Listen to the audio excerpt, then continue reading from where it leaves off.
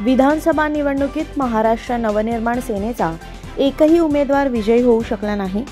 मागील निवडणुकीत विजयी झालेले एकमेव राजू पाटील यांनाही यावेळी पराभवाचा धक्का बसला। पक्षाचे अध्यक्ष राज ठाकरे यांच्यासाठी हा मोठा झटका आहे। त्यातच आता त्यांचे विश्वासू नेते अविनाश जाधव यांनीही आपल्या पदाचा राजीनामा दिलेला आहे। अविनाश जाधव हे ठाणे पालघरचे मनसेचे जिल्हाध्यक्ष आहेत। त्यांनी सोशल मीडियातून या पदाचा राजीनामा दिल्याचे जाहीर केलेले आहे। तसेच पत्र त्यांनी राज ठाकरे यांना देखील दिलेलं आहे। माफी असावी साहेब, असे जाधव यांनी सोशल मीडियात म्हटले आहे। ठाणे जिल्ह्यातील पक्षाच्या पराभवाची जबाबदारी स्वीकारून राजीनामा देत असल्याने जाधव यांनी म्हटलं आहे। दरम्यान अविनाश जाधव यांनी पदाचा राजीनामा दिला असला तरी अद्याप राज ठाकरे यांनी तो राजीनामा स्वीकारलेला नाहीये। त्यामुळे ते काय निर्णय घेणार याबाबत उत्सुकता वाढलेली आहे।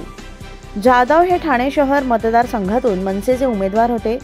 2019च्या निवडणुकीत भाजपचे उमेदवार संजय केळकर आणि अविनाश जाधव यांच्यात थेट लढत झाली होती। जाधव यांचा त्यावेळी 19,000 मतांनी पराभव झाला होता। यंदाच्या निवडणुकीत मात्र जाधव यांना मोठ्या फरकाने पराभवाचा सामना करावा लागला। यावेळी तिरंगी लढत झाली। केळकर यांनी 1,20,000हून अधिक मते मिळवत शिवसेना उद्धव ठाकरे पक्षाचे राजन विचारे आणि जाधवांचा मोठ्या मताधिकांनी पराभव केला। जाधव यांना केवळ 42,000 मते मिळाली तर विचारेही 62,000 पर्यंत मजल मारू शकले। निवडणूक निकालानंतर जाधव यांनी ईव्हीएम वरून निशाणा साधला होता। मनसैनिकांनी कोविडमध्ये काम केले।